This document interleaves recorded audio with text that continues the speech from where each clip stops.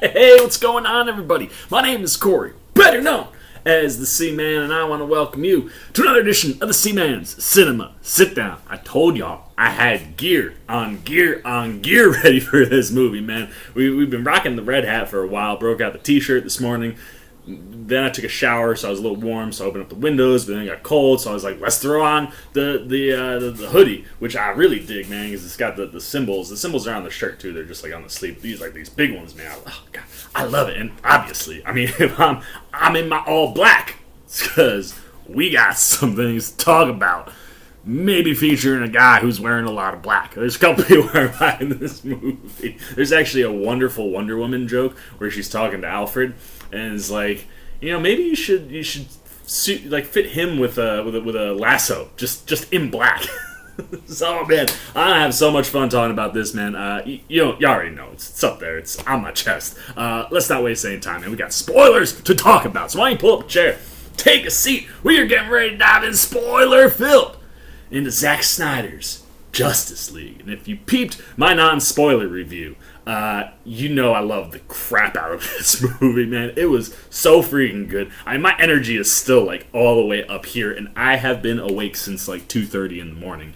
It's 10 o'clock in the morning. I've had, like, a full work day just watching and reviewing Justice League. But, like, it just got me so hyped because it's just so much better. Like, it is drastically better and drastically different. It is a totally different movie than that piece of garbage that Joss Whedon, and Warner Brothers got together and put out, saying that they were following Zack's, wishes and, like, what his vision was. Nah. I mean, we all knew that was not the case as soon as we saw the movie, because it just didn't line up with what Zack had been building prior to that.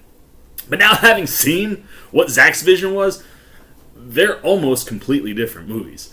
And the reason that this movie is so good, the script is on fire. Huge shout out to Chris Terrio, who is credited for the screenplay here, obviously working with Zack and his team on the story. But, dude, this thing is tight. Like, it's one of those things where, prior to this superhero birth of movies and just being part of everyday common cinema culture and pop culture at this point, there were certain storylines that, like, in your head as a comic book fan, you're like, I mean, you can never do that on the big screen. Like, how are you gonna introduce Apokolips and Darkseid and Omega Beams and the anti-life equation and, like, all this crazy comic book stuff in a movie that can be digestible for the common fan? Well, I'll tell you what. If you let Zack Snyder make a 4-hour movie and you have a really good writing team that is just laying this thing out perfectly, you get a movie that, even though it's 4 hours, moves. The pacing on this movie is phenomenal. I was saying to my buddies before I sat down to do this review, like, I had a tougher time getting through the Lord of the Rings movies, which didn't get to 4 hours, than I did this. I could hit play right now, sit down for another 4 hours, and I could have watched it back to back. Like, it's the pacing is so good. The action obviously is phenomenal. I mean, that's Zack's wheelhouse. But, like, just, it moves. Like, it just constantly pulls you along. And the idea of breaking it up into chapters, I thought was genius. Because it helps pull you through almost like a book does, right? Like, there'll be times where you're reading and you're like, all right, man, I can really take a break, but this chapter's almost over. Let me get to it. And then something crazy happens at the end of that chapter that propels into the next chapter, and the next thing you know, you're like 6 more chapters deep. And that's exactly what the movie does. And so much of the success of this film starts with that script, man. This thing is layered. And it is, like, just clear and concise and easy to digest. I mean, they do show us. I mean, I know there was a trailer that was out. I've been avoiding trailers since the first official one, I think. Like, the second big one we got. But, like, I mean, there are Omega Beams in this movie. And you don't necessarily need to understand them, but they look like Omega Beams. They function like Omega Beams. They say the words anti-life equation in this movie, and it's presented in a way that makes sense. Like, the addition of having Darkseid and all the Apokolips crew in this movie just did so much for what that story was. I mean, did so much for BVS and what Batman was seeing in those nightmare dreams, and just things that they set up in that movie and even in Man of Steel that get to here, and just for the Justice League and those characters.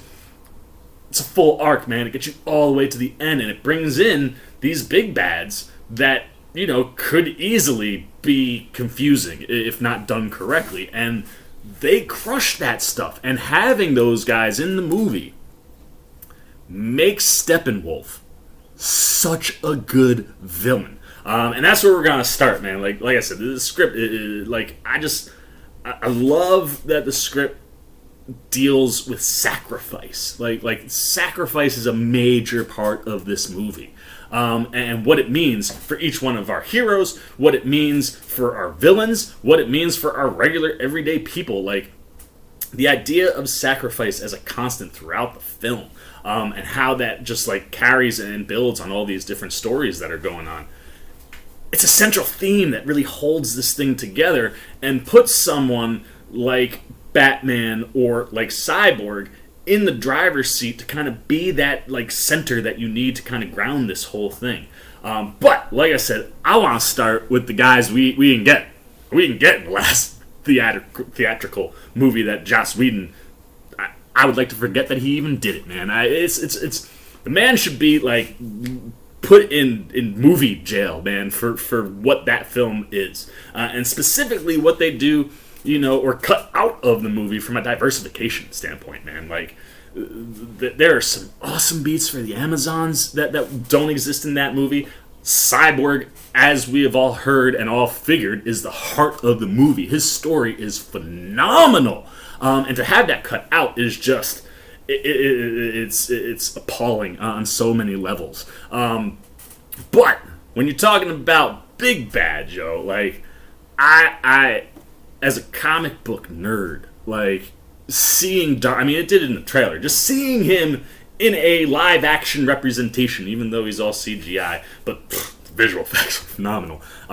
It was mind blowing to see, and it adds so much to that Steppenwolf story. Like I said in my non-spoiler, that theatrical movie, I thought Steppenwolf was whack, man. Like, he didn't look cool, he was a weak ass villain. You're like, why am I even bothering wasting time with this guy? Like, why didn't we just start with Darkseid? Like, just have him come. That would have been more interesting.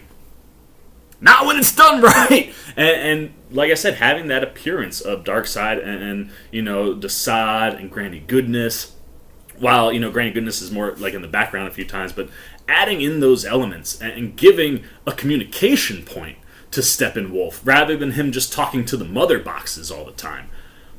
Wow! Like, he has the first conversation he has with Darkseid, which, by the way, apocalyptic, I think that's how you would say it, technology for phone calls. I want this shit, man. Like, holy crow. Like, that scene we've seen in the trailers where, like, granted, I haven't seen all the trailers, but, like, I know there's been images of, like, this kind of, like, melting look to the characters. It's because that, like, slab that, Steppenwolf is putting the mother boxes into can actually turn into, like, a video chat call, and, like, it melts away and forms, like, Darkseid, who talks to Steppenwolf a bunch, and that first conversation sets so much up story-wise for who Steppenwolf is, why he's doing what he's doing, what doing what he is doing could lead to, and why Darkseid would want it to be there. And, like, just the fact that, like, you say and acknowledge that that's who he's working for, you know what I mean? Like, rather than having it be this ambiguous kind of thing throughout most of the movie, front and center, right out the gate. And I loved going to Apokolips, man. That throne room, so cool. And just the visuals on everybody there was awesome. And I really liked how they used Darkseid.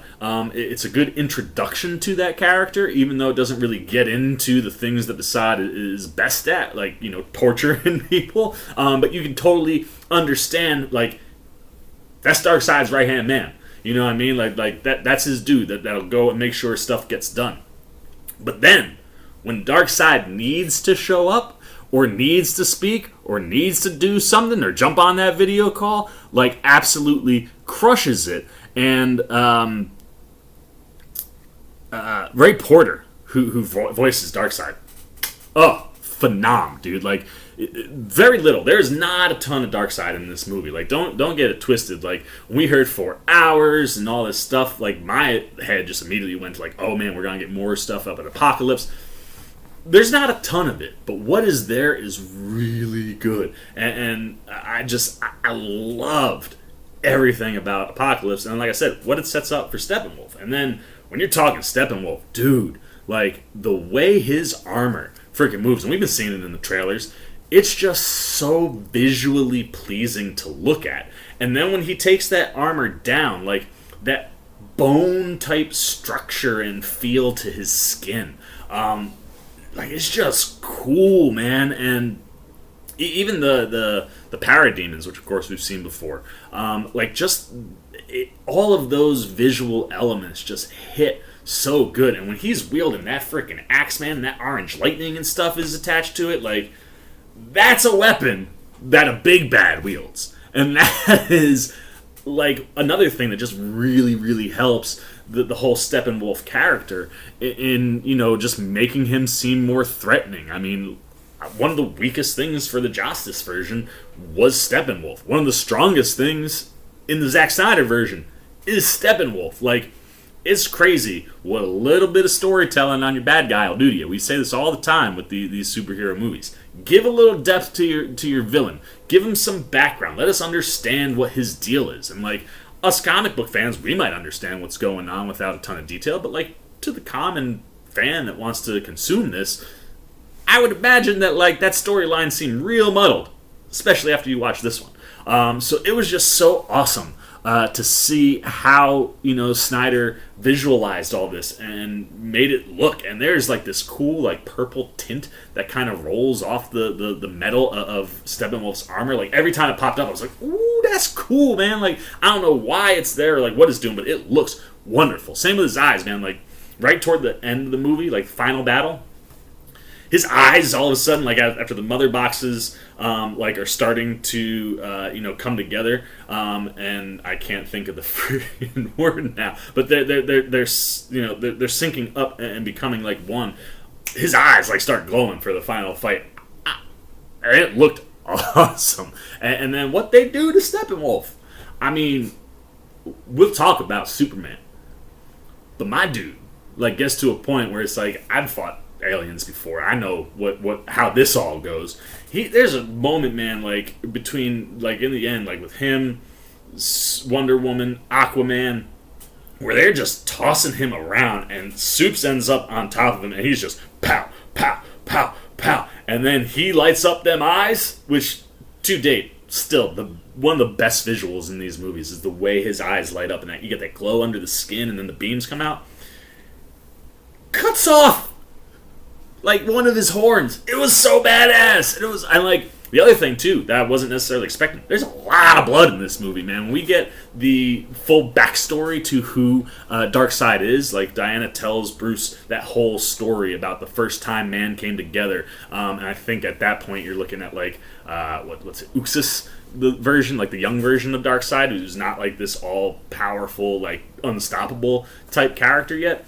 Yo, and he gets hit with an axe, which, this is why, so genius. Later on, Steppenwolf tries to take a swing with the axe at, I think, Diana, and Superman shows up and hits him in the exact same spot that Darkseid gets hit in the beginning of the movie. Darkseid gets hit, man, just bleeding all over the place, so you think he's gonna die. Superman just bounces off him, man, like, ugh. And those are the things in this movie that, like, I adore. Like the way you're able to tie those things together and like make those so good.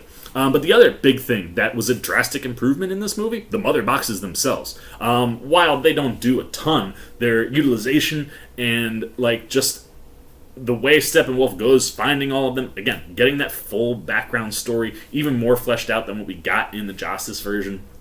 And then when we get to that Cyborg time to separate the mother box sequence, dude, it was so cool. Like, you know, they talk about how he's got to get inside of the mother box, and basically, you know, like he's got to latch into it, and then Flash is going to give him a charge of energy, and it's going to push him in so he can start to separate them, which is something we did not see in the last movie. And there's this dope thing, man, where it's like, you know, Diana even says, like, Victor, that's that is that's not maybe the brightest thing. Like, it's going to prey on your weaknesses and try to just break you apart from the inside. And they do, man. When he shows up, he sees himself, not a cyborg, just regular old Victor. He's got mom and dad there, and we can all be together.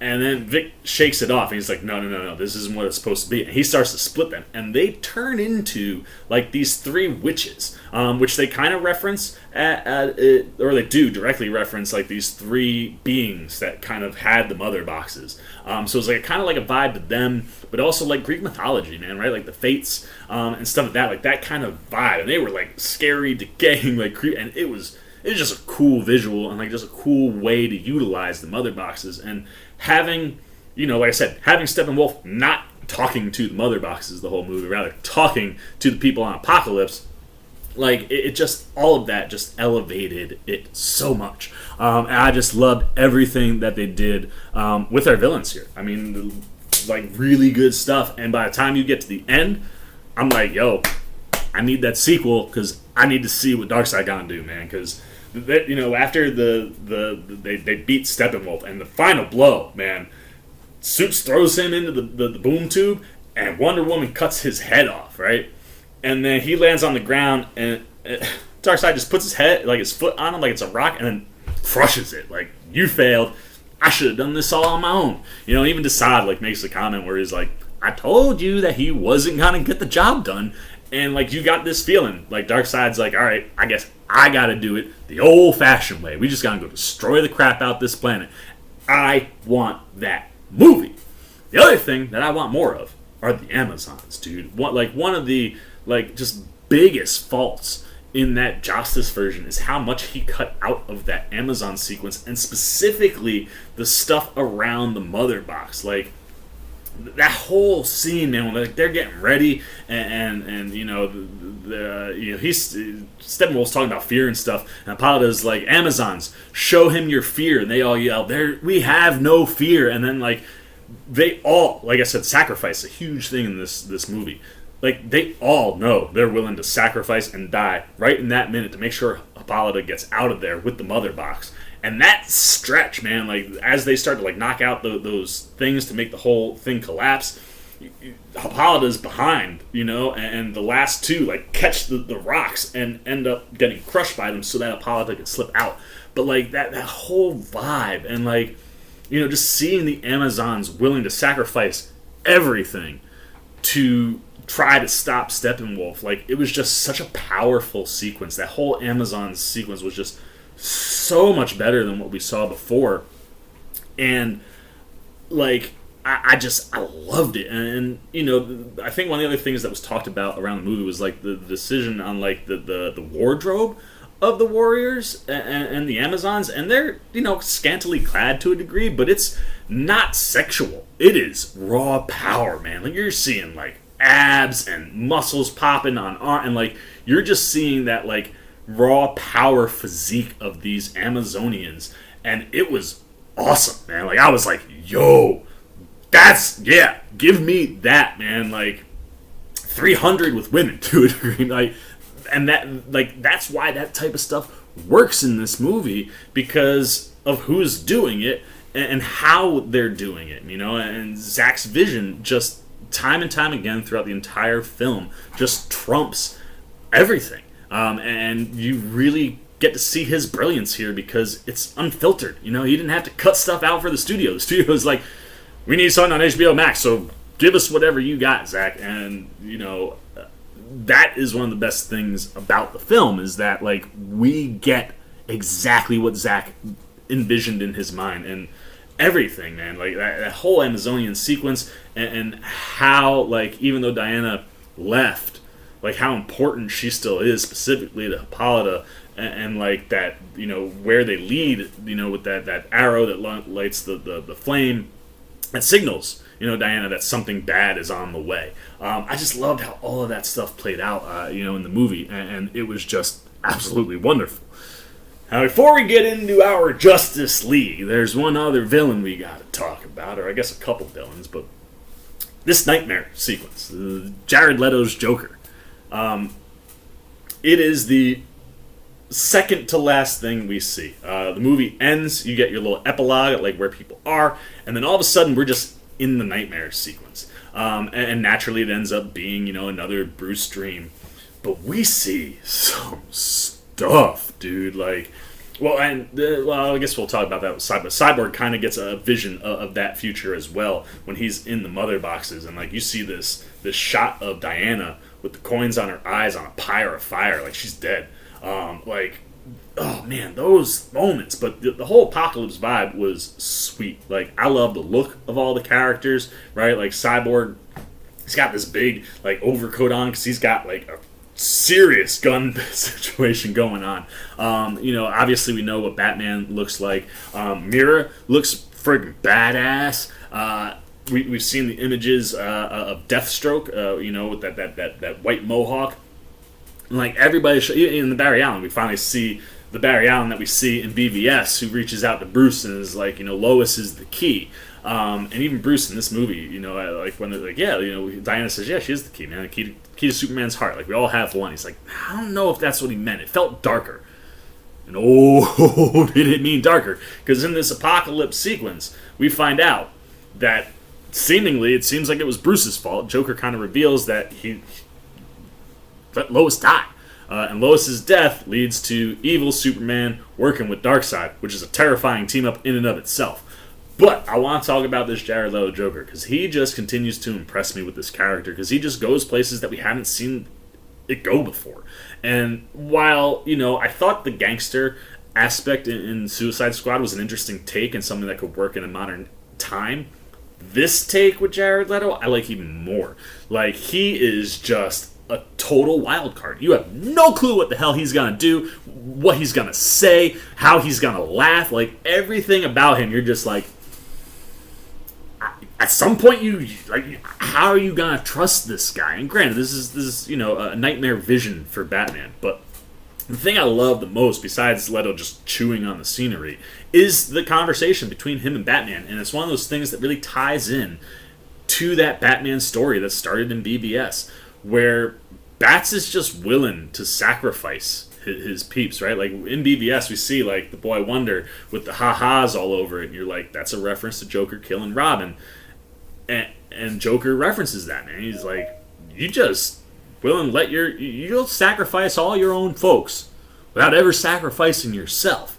And it's kind of this, like, that like, not so good element of Bruce, where, he's looking out for the greater good, but, like, how can his people service him in doing what he needs to do? And, I mean, even with the Justice League, like, you see that in the movie where, like, they're bringing back Superman, and, like, Aquaman's like, I don't think we should do this. This seems like a bad idea. And everybody seems a little on edge.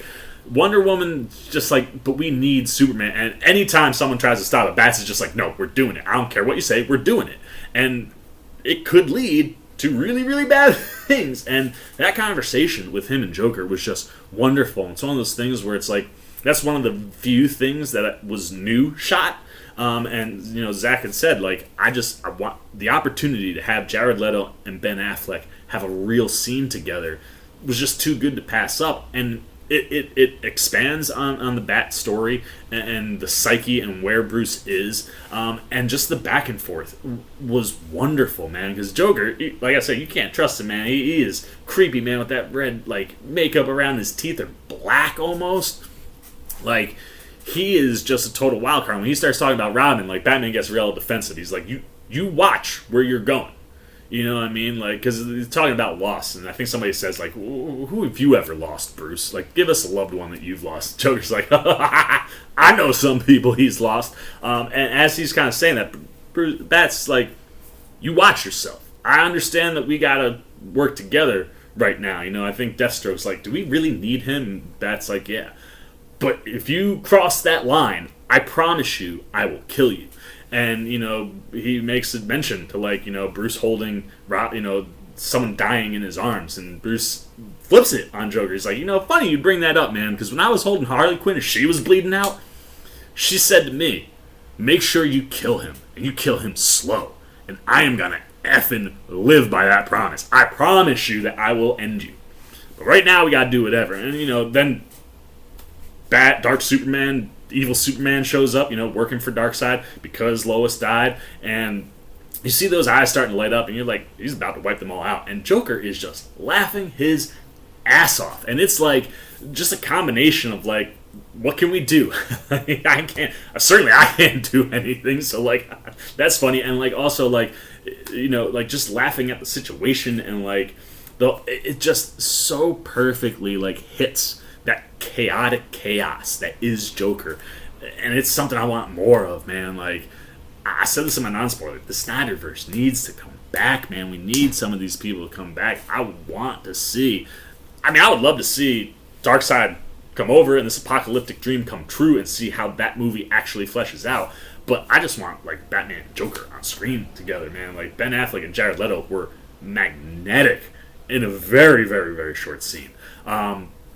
But absolutely loved all of that stuff. Of course, we do get that post scene again with Lex Luthor, and again, I just stress that like once Lex lost the hair, way more Lex Luthor from Jesse Eisenberg, and again, kind of unfortunate because the setup for Deathstroke and Batman is so good. You're just like, I want that movie. We're not gonna get that movie most likely, but like, everything villain wise in this movie, I was digging, no matter who it was or who dropped in.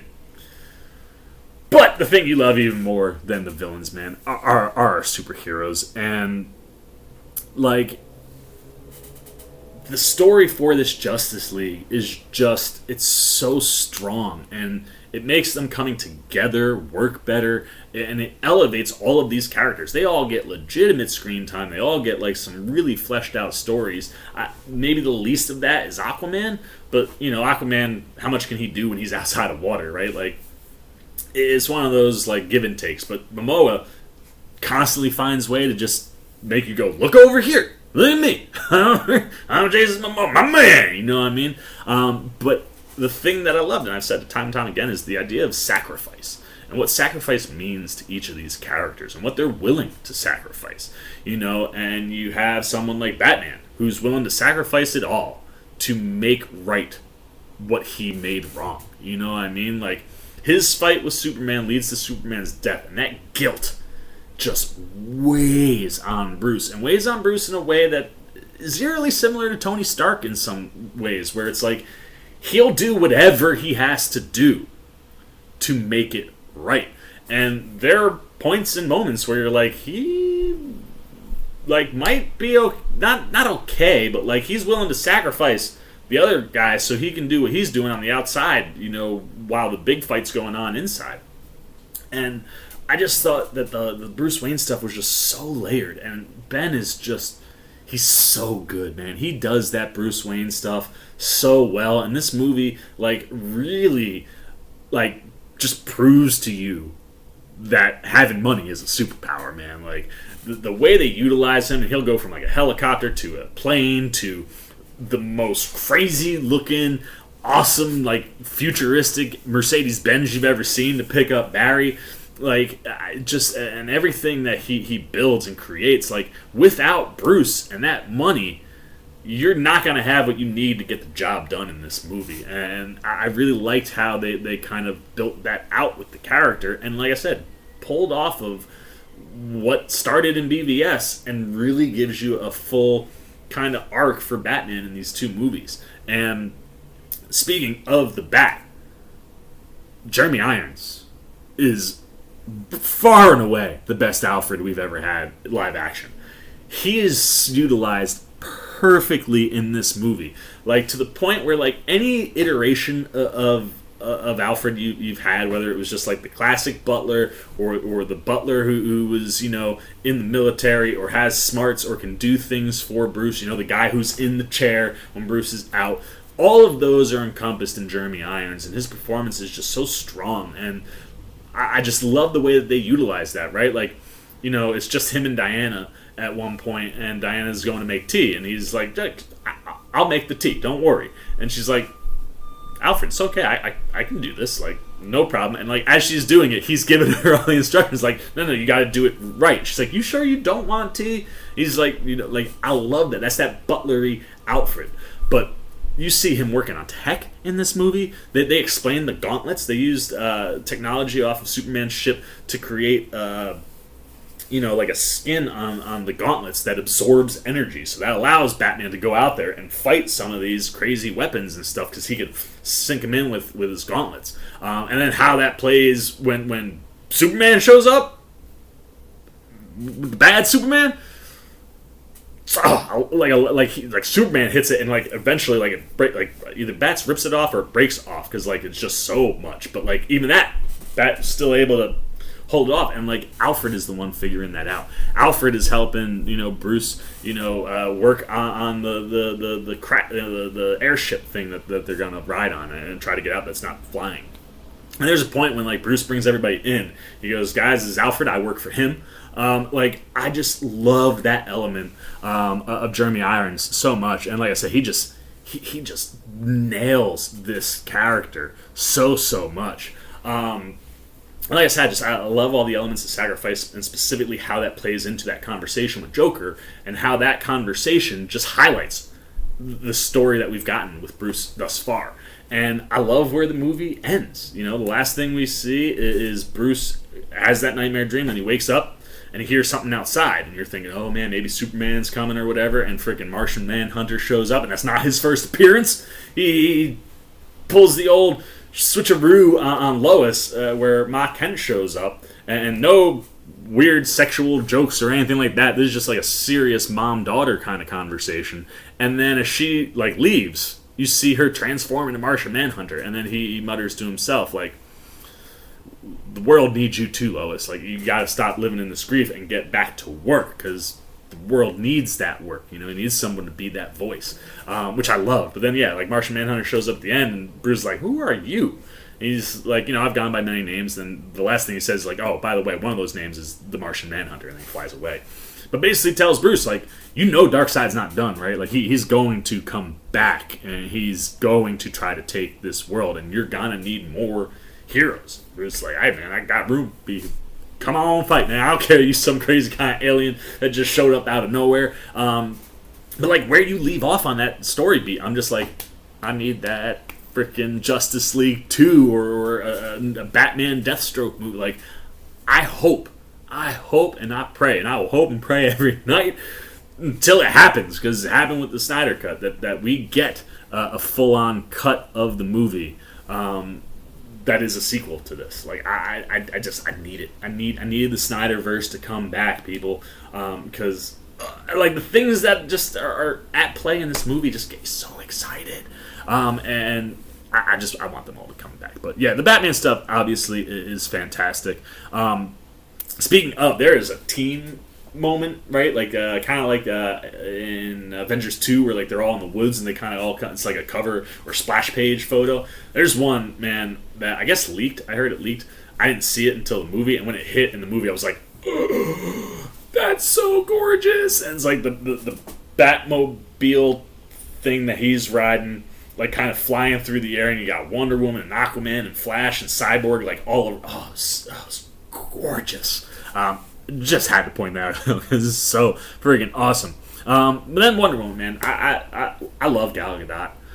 I enjoyed that 1984 Wonder Woman for a lot of reasons that people didn't like that movie. But here, this is the Wonder Woman that I think everybody wants, man. She is that badass Amazonian warrior. And like I said, she ain't got no problem killing Steppenwolf, man. Like, he killed her sisters. He did damage to Themyscira, and while she didn't see it, he boasted about it to her. When she gets that opportunity, man, to just take that sword right through his neck and take that head clean off, it was so satisfying. And like, she's just cutting down like parademons and stuff the whole movie. I mean, she is a warrior. And even that museum sequence that we saw, where she uses the gauntlets, that's not like that was, I'm pretty sure that was cut down. I said this in my non-spoiler. I haven't seen the Justice League movie since theaters, so there are things that are fuzzy, because I tried to choose to forget a lot of that movie. But like, I'm pretty sure that museum sequence is extended, man, and like just the way, like how fast she is deflecting things, and just even that shot that is in for sure in the Justice League one, where she goes by and saves that whole group of people, like just that's I do enjoy that Wonder Woman more. While I could appreciate the 1984 version, give me like this all day, please, man. Like, she's so good. And it's not always the warrior, right? Like, when she's working or she's in the museums working, she's just in her normal clothes, man. Like, she is, I mean, she running around, jumping super high in the air and stuff in heels. Like, Wonder Woman play across the board. And speaking of jumping, I don't know if it was in the Justice version, but when she gets a hold of that bomb, that crazy dude, and that was the thing, that they fleshed out that whole situation more. I totally understood what was going on in the museum and what these guys were up to. When she throws that up, man, she like bursts through the roof and just throws it. And there's a shot. I don't think the wide shot was in the movie, but like I said, I forgot a bunch of it. But that wide shot, regardless, man, it's Zack's for sure. And it's just like the case up in the air and Wonder Woman like letting go, like just gorgeous stuff. And just everything about Diana. I love her character. I like that there's still a playfulness between her and Bruce. It totally fits, I think, for both characters. Just being around each other and being the most familiar with each other in the group. Like, there's a moment where like they both reach for the mouse or things like that. That stuff all plays well. But the sexualization of Wonder Woman that we got in the Justice League version doesn't exist in this movie. And the closest you get is a joke that Flash cracks when him and Cyborg are digging up Superman. And he's like, I think Diana goes for younger men. And for me, like, he says, like, Superman was his idol at one point. And, like, Barry is a young kid who is seeing a legitimate goddess in front of him. Like, yeah, he gonna be a little infatuated. I mean, Gal Gadot is a beautiful woman. And Diana and Wonder Woman, you add the beauty and the power and the strength and that, like, why wouldn't you? And it's so nonchalant. He's like, you think she'd go for a younger woman? And like, Cyborg is like, we got a task at hand. He's like, Barry, she's 5,000 years old.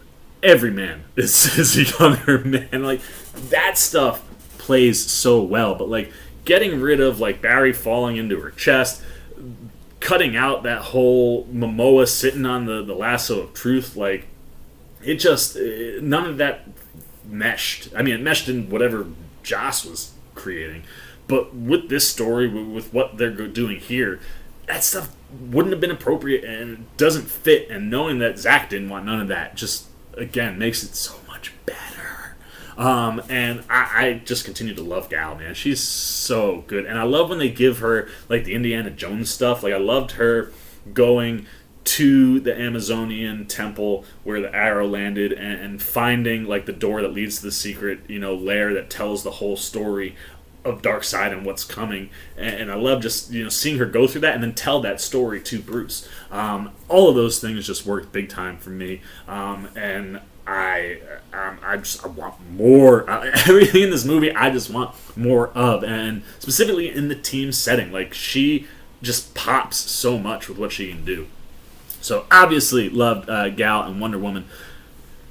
Ezra Miller's Flash, though, huge upgrade for me. I thought most of the theatrical movie, he was the butt of the jokes or the guy making the jokes. He was there for comic relief. And, like, he looked wonky, like, when he was running. Like, you get all these, like, motions and just the way that it was distributed, it just didn't work. You give Zack his version of Flash, so much better, man. Like, he functions like he's a scientist, like he's really, really smart. Even just that conversation where Bruce is talking about the suit and things, like, you can pick up on how smart he is and how far advanced he is in that realm. And then just like listening to him talk about how his powers work, the fact that like he can be faster than the speed of light, but like that makes time kind of wonky, and he's made it a rule that he won't do that, and naturally he has to break that rule by the end of the movie to save everything. And that was a huge twist from from the original theatrical version that we got, even though it wasn't the original version, the redone. You know what I mean? But like, I just thought all that stuff hit better. The stuff with Billy Crudup is so good, man. Like, it's a shame that he has scheduling conflicts and can't be in the Flash movie, because I just love, man, like that first interaction where he tells Barry, you have to let me go, you have to move on, and then Barry coming back, with the acceptance letter that he's going to be working, at the police department in the forensics, side of things, and like that's his foot in the door, and the way Crudup just reacts, I was like, oh, it's so good and so unfortunate that he won't be able to show up. But, like, you take out all that silliness and play the character straight, and he's still funny. You get plenty of laughs out of Flash, but a lot of it isn't even laughs. It's just enjoying him, enjoying the world that he's in. And like, there are just so many moments in the movie where, like, he's like, I'm with all these heroes, and just is beaming. And I love that stuff. And the visual effects are absolutely phenomenal. I didn't really catch any wonky running, and if there was any, it was totally purposeful. You know what I mean? And like, it fit and it worked so much better than what we got that first time around. And just the things that even Ezra brings to it, man, like his stance before he takes off, and the way he interacts with all the other characters. Like I said, that graveyard scene, which was a travesty in the first one, like here, it worked really well in that conversation. And then even him, he's like, we can do this in a nanosecond, right? And it's kind of more about the respect of, like, we're going to take our time and dig up Superman, And they don't say that, but, like, just him, Remus is like, and Cyborg's like, I know. But they keep digging. Like, it just plays totally differently. And I love that they eliminated, like, the goofy stuff. Like, that sequence where he finds that, like, house with kids randomly in the area where Steppenwolf is, that's gone. The race scene with Superman, while that was enjoyable, doesn't fit this movie. That's not here. Instead, what we get is a sequence that we did not get in the original that is just absolutely mind-blowing, man. Like, he's going around as fast as he can in circles to build up the correct amount of charge, and when he has it, he's like, Vic, where are you, dude? Like, I'm ready. Like, I can't hold this that much longer. And he's got a parademon trying to shoot him down. And right as Vic is finally ready, the parademon actually hits Barry. And it's like, the performance in that moment is so good. Like, he hits the ground hard, and then by the time they cut back, he's up. And Bruce is talking to him. He's like, Barry, where are you? He's like, I got the wind knocked out of me. I need a second. And he looks down, man, and there's just a gash. And you're like, the pain and just the performance that he was delivering there was just so rich. And then the ability, like, he's like, heal yourself, like, you gotta heal up, Barry. And the way he uses the Speed Force to end up healing himself, I thought was really, really cool. And then naturally, by the time that's all ready to go, the mother boxes have unified. There's the word I was looking for. The unification is complete, and you're like, that's it, it's over, game set match, man. And you get this big white light, and you just see Barry go like this, and everything kind of stops. And he's in the Speed Force, and that's when he's like, you have to break, like, you can't, but you can go faster than the speed of sound, or speed of light, you got to break the rule. And like he said, he mentions it briefly earlier on in the film, where he's like, when I do it, it kind of messes with time a little bit.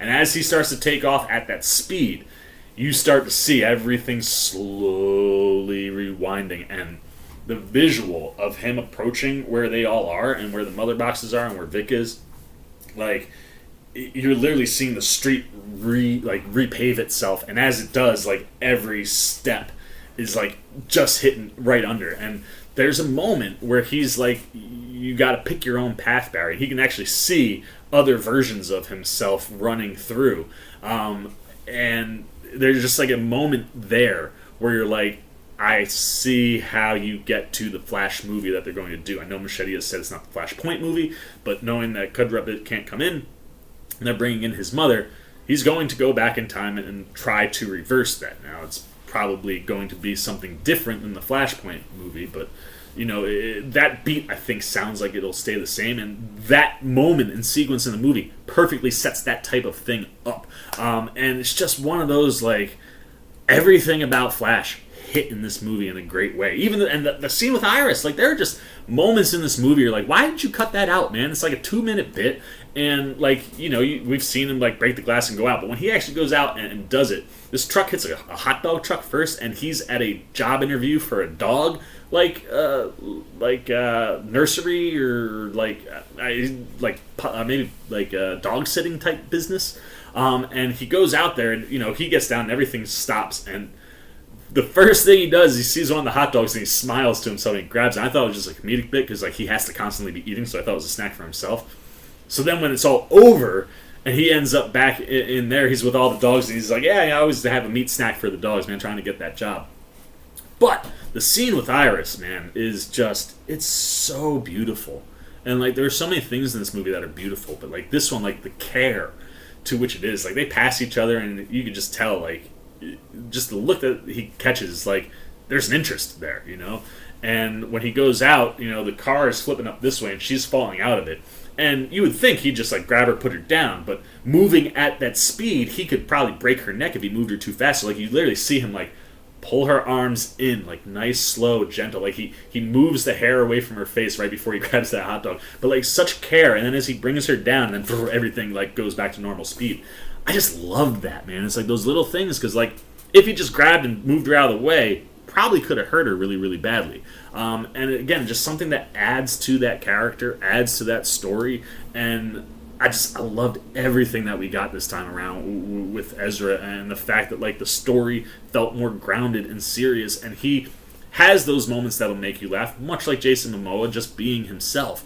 But specifically toward the end, man. I mean, just the way he helps save people, and when he saves all the hostages, and I think they're in Gotham still, when they're in that kind of sewer tunnel, he does. I don't know how this wasn't in the original movie, man. It's one of those things where it's we got some of that wonky, and they just let him go, man. You're watching him at his speed, in our time, but watching his speed. So he's just flying around and saving all these It was gorgeous, dude. Loved everything that we got with Flash, start to finish.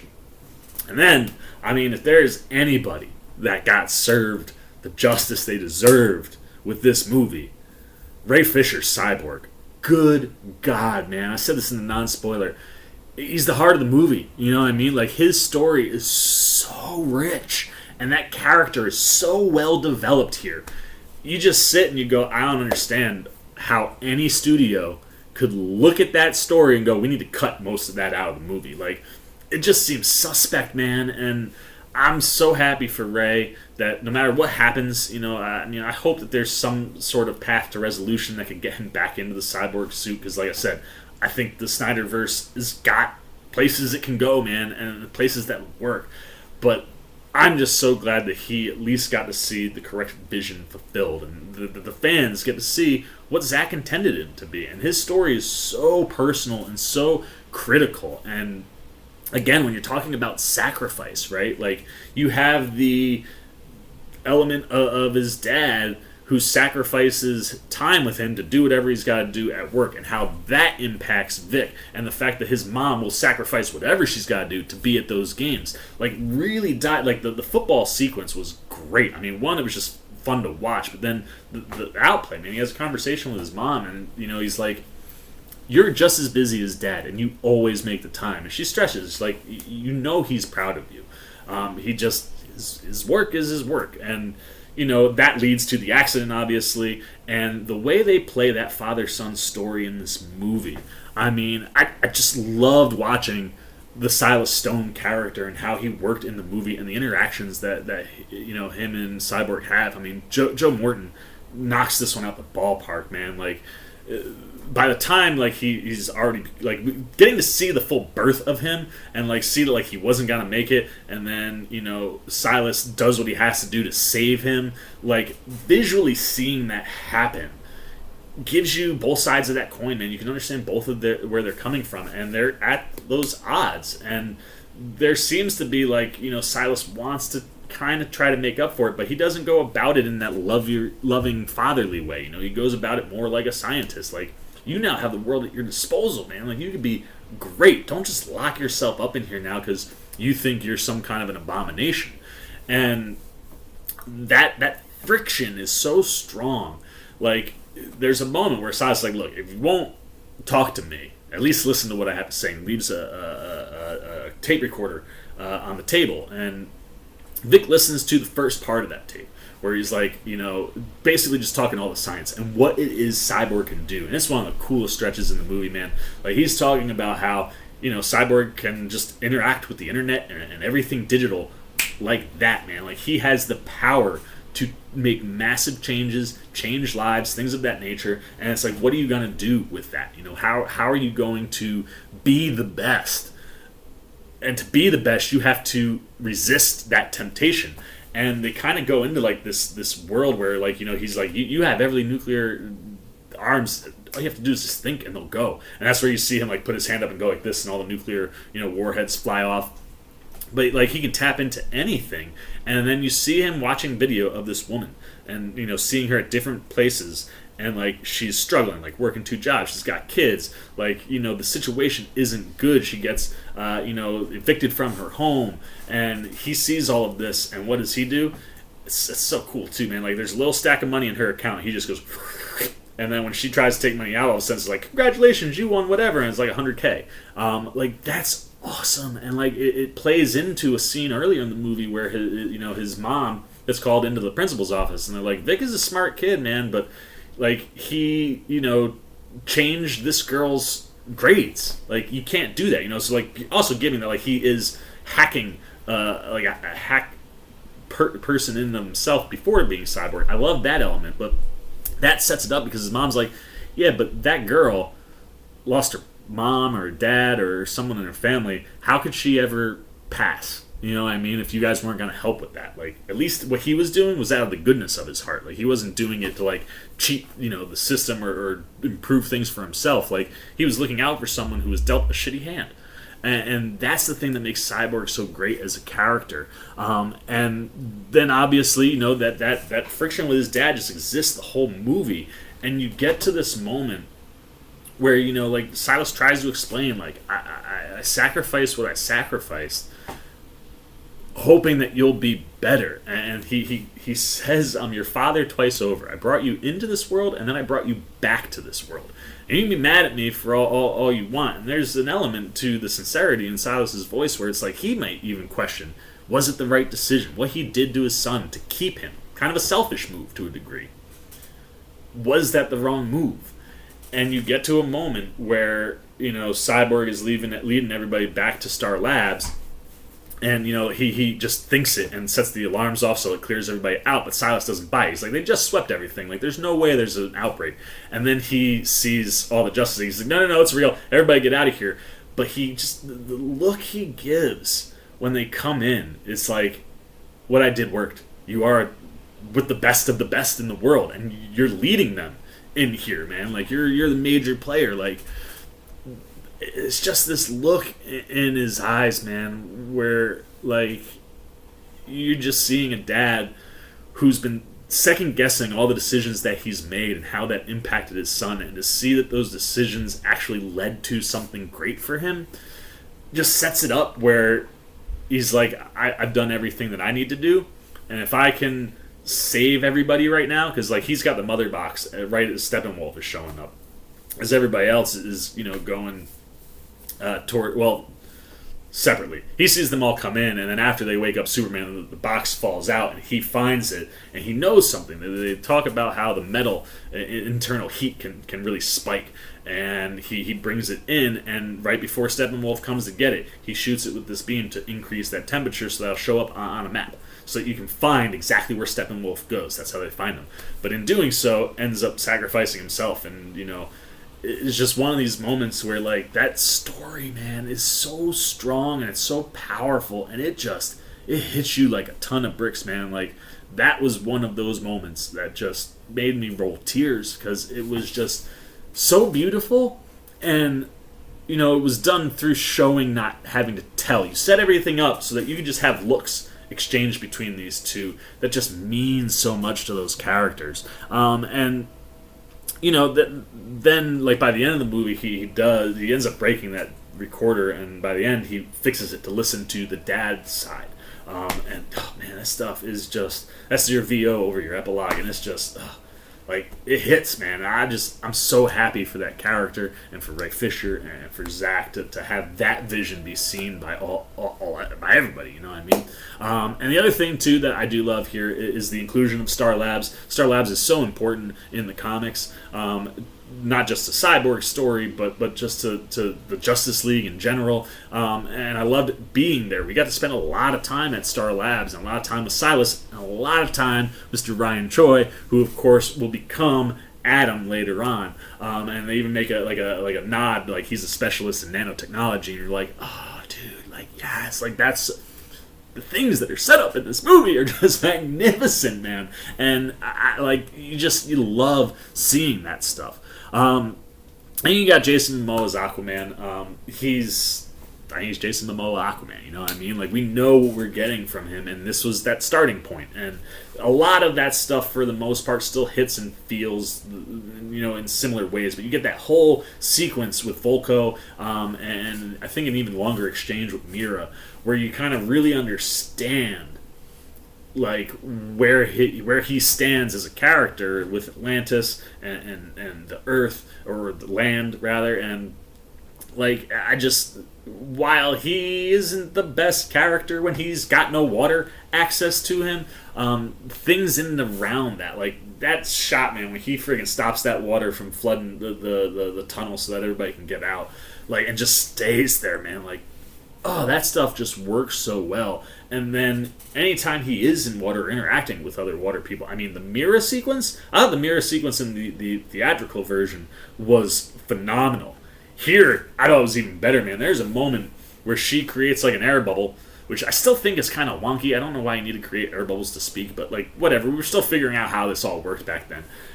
But, like, she creates an air bubble, and we've seen her, like, tossing, you know, Steppenwolf around, but he has her pinned, and he's, like, basically choking her to death, and she creates the air bubble, and it starts to suck all the water out of him, until it starts to suck the blood out of him, and then he kind of throws her and bounces off or whatever, and then obviously eventually gets that mother box. But just everything, I mean, especially the whole sequence with Volko, and it's one of those things where it's like, you don't have this movie prior to James Wan's version, so, like, there's a lot of things that are different, man. Like, Atlan's throne is just in the sea. You don't have to go to the center of the earth to go find it. Like, you see him sitting there with the actual trident, but the conversation that takes place there with him and Volko was really good stuff, and certainly built that character more so than the first time out you did, you know. And it would have set that movie up really well, and still does to a degree, outside of, like, some of the changes that Wan made because this version didn't exist. You know, but I love Momoa so much, and I love that he's the only one that doubts Batman's decision. Like, you know, they're all kind of on edge, but once they commit to it, they kind of commit. He's always on the outside, like, I don't know, man. And then when they're actually about to do it, he's like, I have a bad feeling, man. Like, we should not be doing this. Like, this is just too much. I love those elements of the character and the way Momoa carries that stuff. And, like, even at the beginning when he meets Bruce, you know, and he's the protector of that, you know, that spot of land off the coast there that he pops into, you know, to help out that fisherman town, and he's so charismatic and so fun on screen. But I certainly did enjoy all of his stuff, and like I said, I enjoyed going in and getting more stuff underwater with him this time around. And then there's a Boy Scout, Mr. Superman, and as I mentioned in the non-spoiler, shockingly, he's not in the movie a ton because he's dead for half the film. But I really do like the overall arc that we've gotten to this point from Snyder. When you look at what he builds in Man of Steel, and kind of like Superman's first experience being a hero and saving the world, and he you know, ends up having to kill, like, Zod doesn't give him a choice. He has to kill Zod in that moment where that, you know, that family is gonna die, and if it's not that family, it'll be somebody else, because the way it's like, that stuff just feels right for the character. And then if you watch that Ultimate Edition of BVS, you really get some really good Clark stuff, and just continue to kind of build this evolution to, like, Superman becoming the Superman we want him to be. You kill him and you bring him back, you get that I don't really know who I am, and it was one of those moments in the Justice movie where there was no uncanny valley, so you knew it was Zack's. And it still wasn't all of Zack's. There's more in that sequence where bad Superman is fighting off the Justice League than we got that first time. And the other thing that I love there is that Lois isn't the plan, right? Like, you know, Barry says to Bruce and BBS, Lois is the key. Matt Joss's version, like, that was Batman's backup plan. You know, like, when everything goes to hell, he's like, someone get Lois in here. Lois is just there. She goes to that site where that statue used to be every day. You know, always gives one cup of coffee to a cop.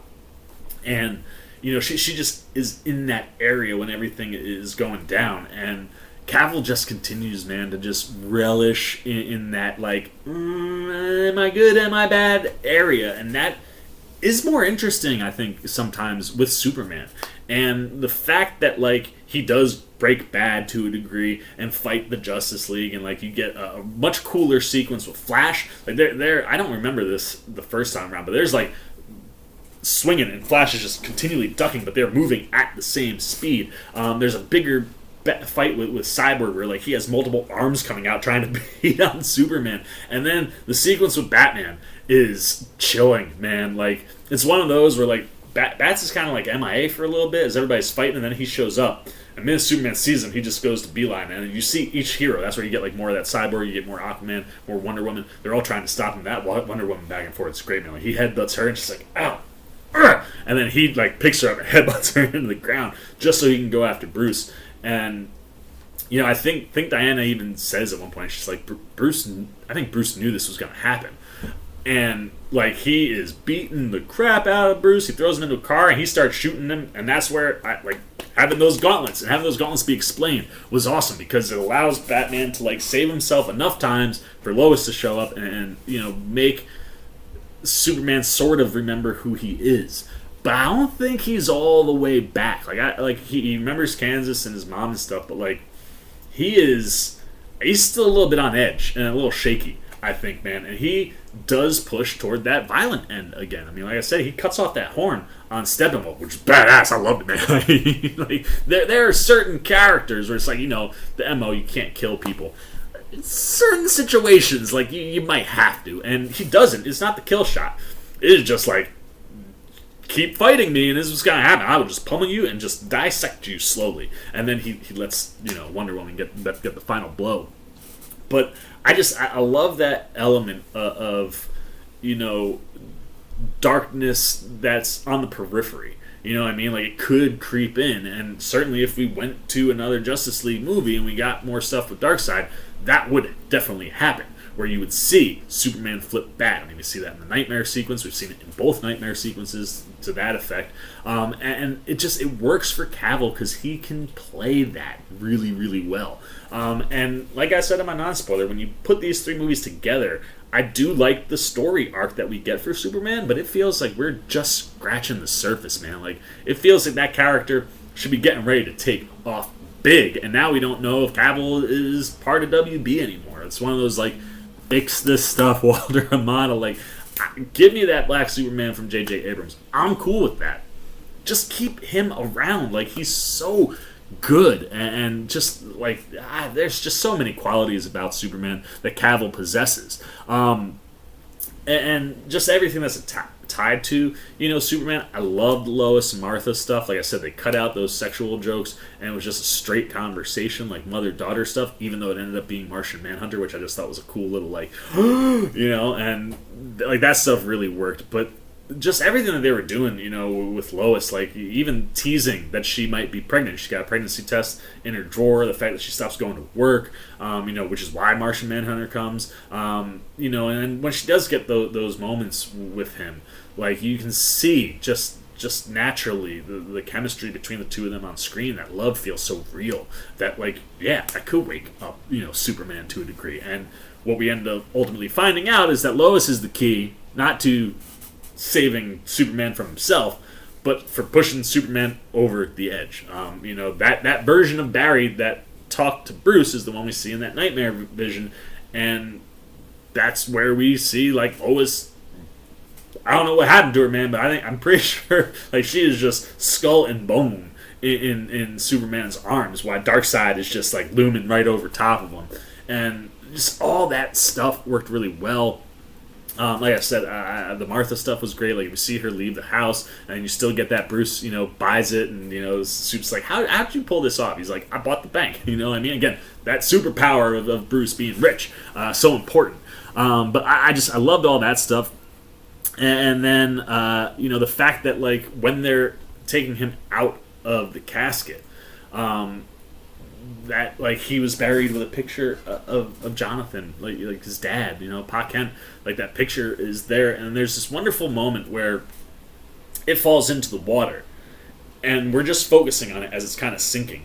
And like as the camera's zooming in, there's water dripping in the room, but there's just one drip that comes into the sequence and hits the water like a single teardrop, and it was just, oh man, like, God, right in the chest plate, you know what I mean? But like that stuff just, and even like later on, there's a voiceover section where Superman is getting ready to do something big, and he's hearing Jor-El, and he's hearing Pa Kent, and how that like is pushing him to like just beautiful stuff. And then of course you get that Lex scene at the end, which I mentioned I also really dig. I think it sets up something really cool for Batman that we probably won't get to. But I do like watching Jesse Eisenberg play this version of Lex. Once the hair went away, that like real wacky zaniness seemed to rein in a bit. And that's still here when he's on that boat. And I like it's one of those like you wish that Batman movie would happen to a degree, because it sets up some really interesting stuff at play, not just with Lex and Superman, but Lex and Batman. And like how he like tips Deathstroke. He's like, it's Bruce Wayne. Bruce Wayne is Batman. Deathstroke, go get him. Go get him. You go get him. You know what I mean? I just, it's why I want more of this stuff. And that's it, man. I was like hoping to do like a short spoiler review, and then break in more in depth on stuff. But here we are, an hour worth of talking, man. Because it's a 4-hour movie. How do you do a spoiler review for a 4-hour movie? I'm impressed. I'm impressed that I only talked for an hour. I talked for 90 minutes off a 30-minute episode of WandaVision. To do just an hour on a 4-hour version of Justice League, kudos to me. And as always, you'll have chapter markers down below, so you guys can jump to whatever it is you want to see me talk about. That's why I like to just talk about all of it. But there's definitely more to break into. I need to watch this movie again. Like I said, the pacing was so good. I got to the end and I was like, if I didn't have work today, I would hit and play one more time, or hit and play as soon as I do that non-spoiler review. But yeah, man, this thing just front to back works in massive ways, and it is just good filmmaking from the script. Obviously, everything behind the camera with Zack Snyder is top class always. But just the vision, like I said, that vision. This movie, easily the best of the three, but also elevates the first two. And when you put them all together, you can really see what Zack was going for, and knowing that there's more out there that he was hoping to do, and like bringing in the idea of like Lois being pregnant, or the idea of Darkseid actually coming and he being the big bad. And what was nice though is like the execution of Steppenwolf was phenomenal. I didn't even feel like I was missing anything if Darkseid didn't show up, Whereas like that first movie, I was like, where's Darkseid? Like, we know that's who he's working for, that's who he's talking to. Bring him, because he's way more badass than this weak ass Step. And this Steppenwolf, man, you fleshed out that character, and he just hit, and all of our heroes hit. Like I said, everybody gets good story beats, specifically with Batman and Flash and Cyborg. Like, those stories are so strong.